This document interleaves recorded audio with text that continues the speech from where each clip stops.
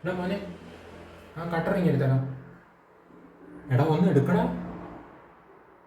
എന്താണ് ഇത്? നിനക്ക് നാണക്കേടാ?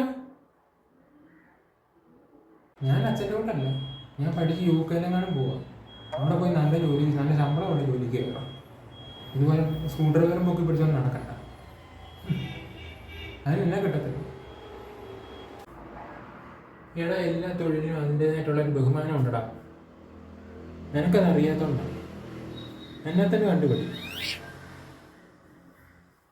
അച്ഛനൊന്ന് പോയി, എനിക്ക് വയ്യ നാണം കെടാൻ.